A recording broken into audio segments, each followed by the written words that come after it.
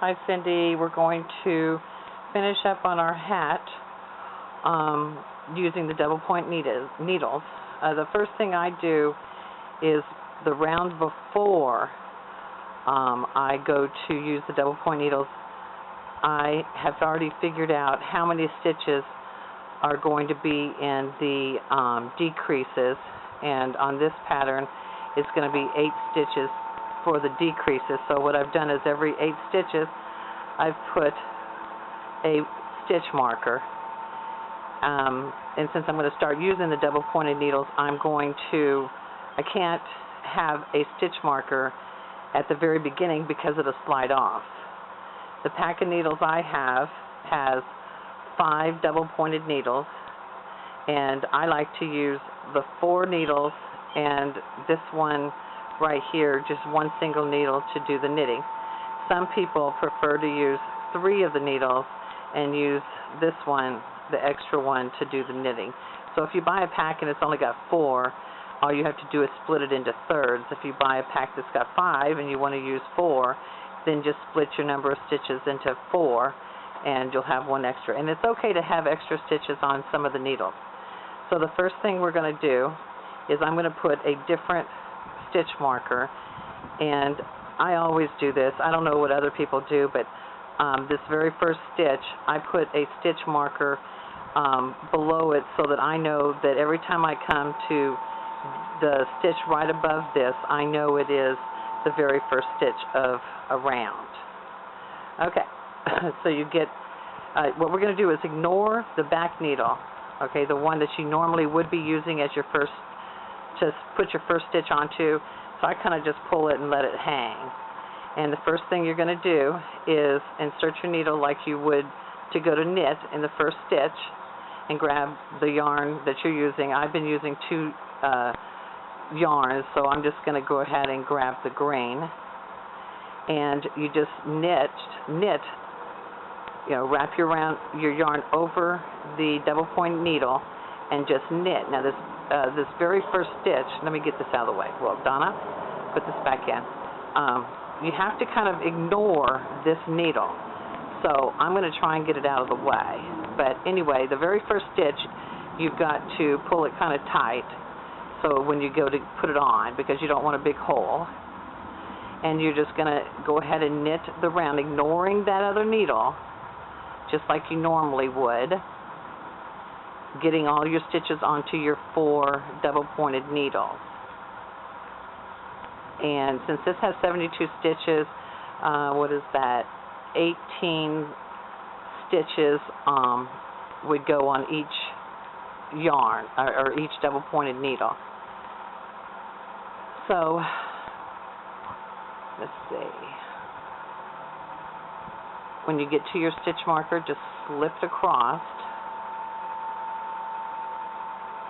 and continue until you get 18 stitches on. So I've got the first 8. So basically 3 sets of 3 sets of the, what is it called, of the stitch markers. Okay.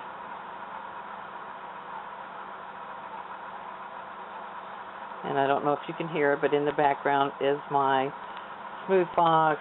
He's got his coffee can, and he is out there barking at his plastic coffee can.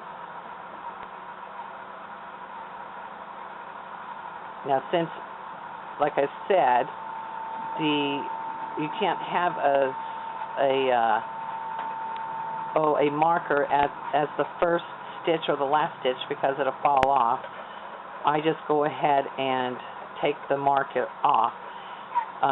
Being new to knitting, I get confused as to where I am, so that's why I try and put even amounts on. I took this off on each needle. Now just slip the stitches to the center of the needle, see, and I'm going to grab the next double pointed needle.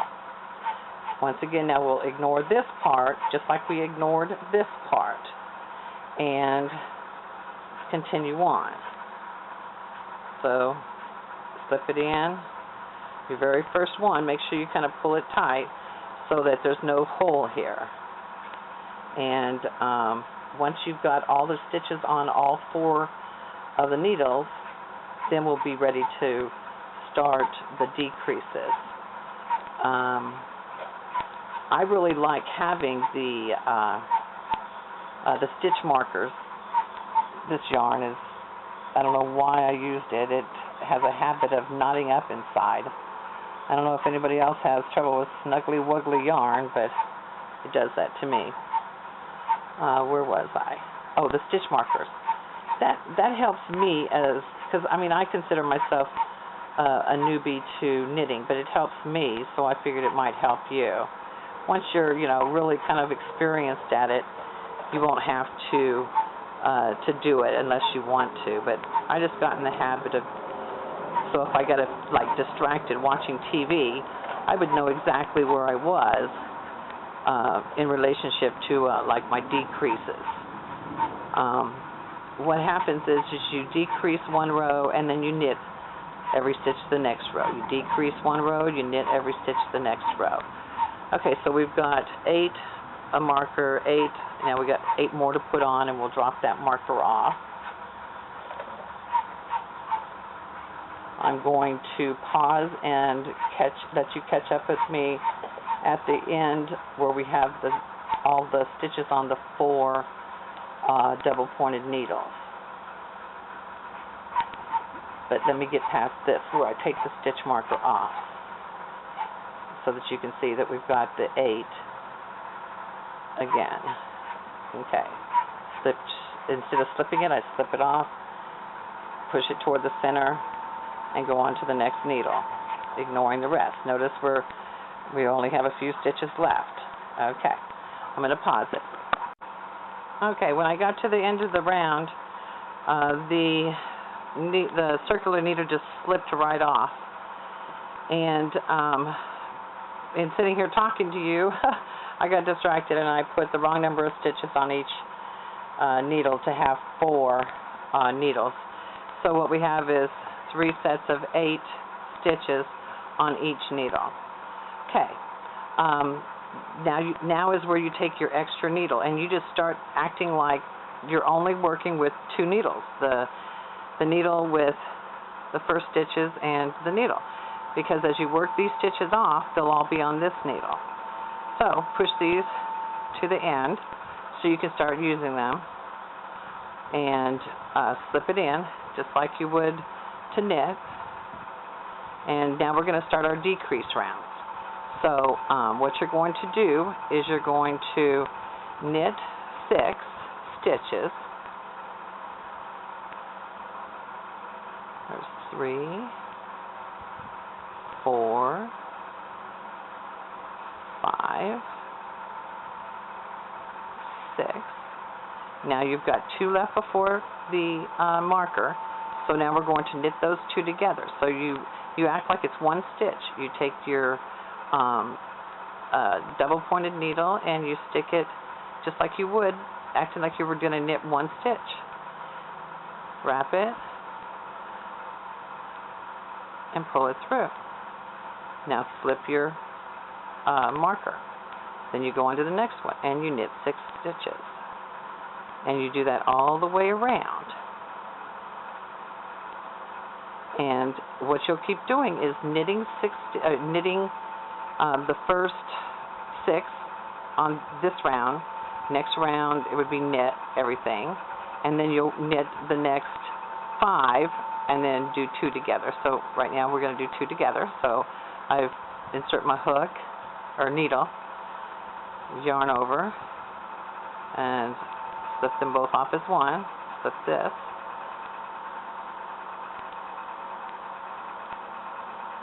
Anyway, each round after the knit where you're doing it, you knit across to the last 2 stitches and you just knit those 2 together. And at some point you get down small enough so that you only have, I don't know, 8 stitches or so, and we cut the yarn after we thread through all the stitches and just kind of weave them together. So here's the last 2 on this, and then push all the stitches to the center and go to the next one. And if you ever set it down and you're wondering, oh, where did I leave off? Where do I start? always look for where the yarn is at to your skein of yarn, because that tells you that's the last stitch worked. Okay, so now we're ready to shove these near the tip. Insert the needle, yarn over, and knit it like normal. Make sure you kind of make it tight enough that it doesn't leave a hole. And I'm going to pause. I hope you understand what you're supposed to do.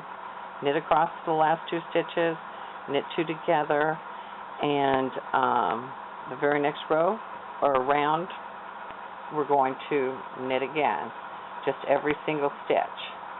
And then the row after that, we'll knit to the last 2 stitches, knit them together, and then the next round would just be knit.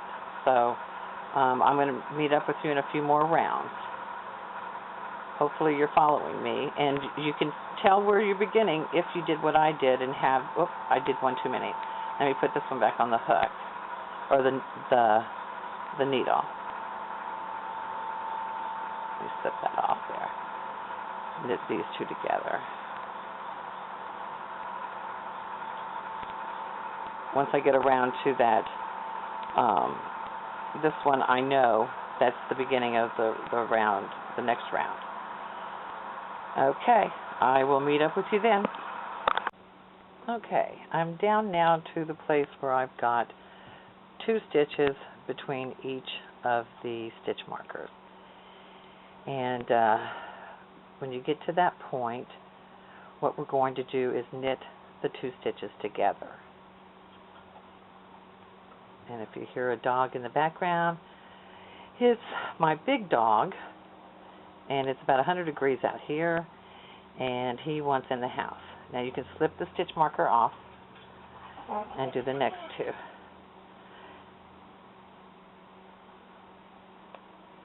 And then the next 2.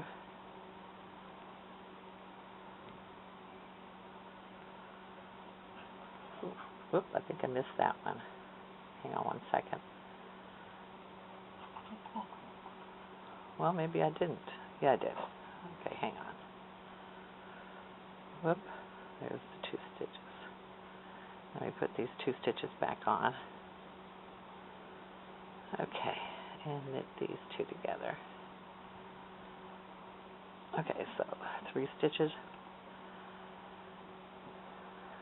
And now to the next one.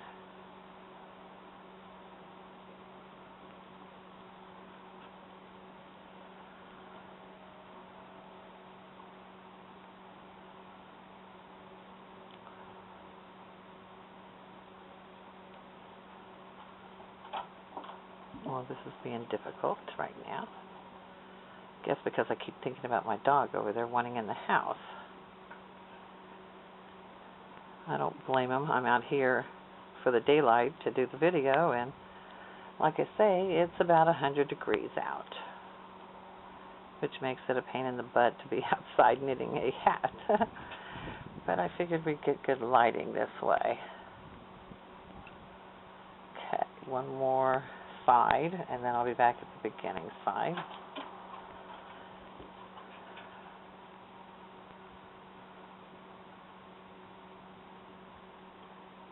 And then we'll be knitting those all together just like we did before, you know, knitting around. Slip that off.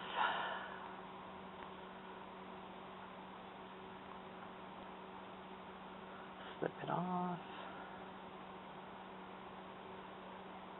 And slip it off. So now we have 3, 6, 9 stitches left. So what I'm going to do is I'm going to knit around the entire hat one time, and then we'll cut the yarn. So then we'll be ready to go. Abby, just wait a minute, honey. I know you want to go. I know you want to go in the house. We'll be going in just a minute. And here comes the other dog.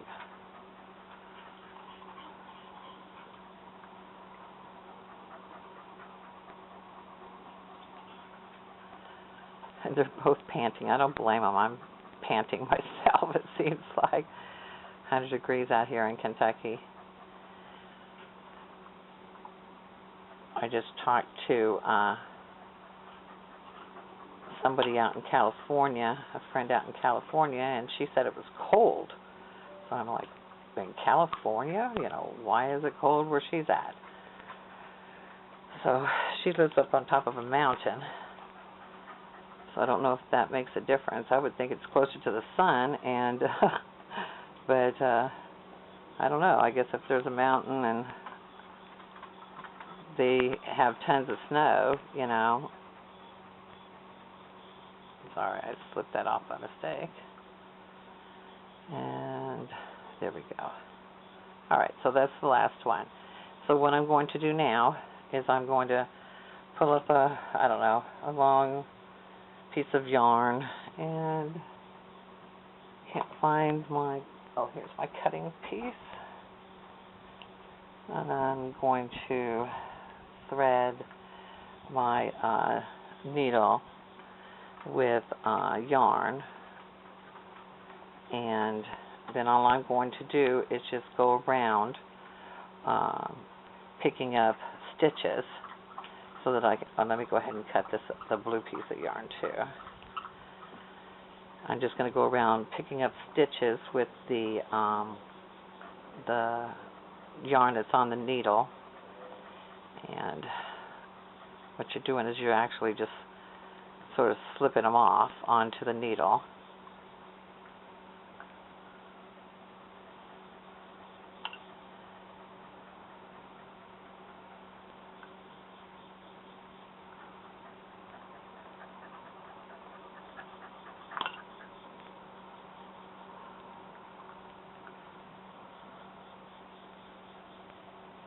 I might have gone backwards. Usually I do it a different direction. Okay, I'm going to pull that. Ignore the blue yarn, because the blue yarn really should be inside right now. And I'm going to pull this through all those stitches.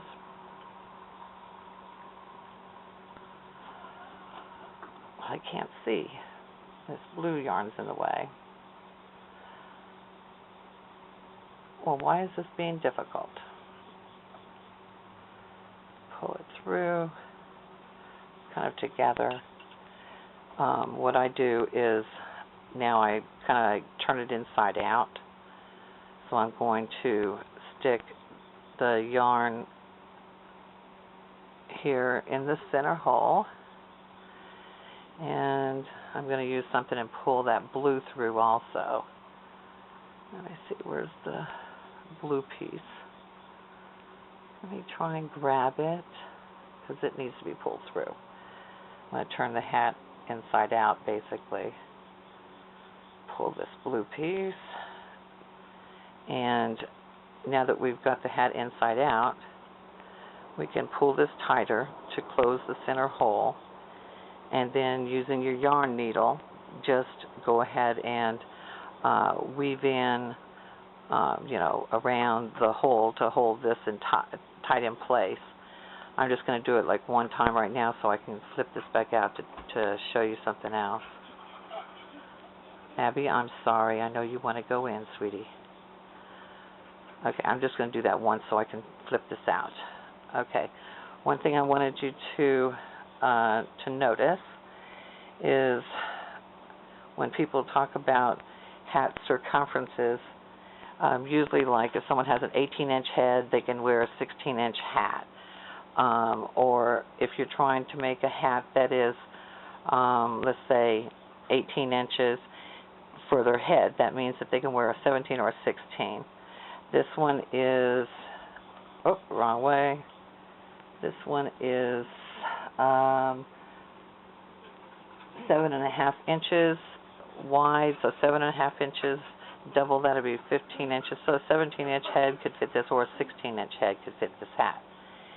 And basically, that's about it. I didn't do a good job of, during the move, keeping it from getting, little pieces of my yarn snagged on stuff. But that's basically your hat, Cindy. So We'll do another knitting tutorial, or you can watch some out there on the internet, but I hope you had fun, and bye-bye for now.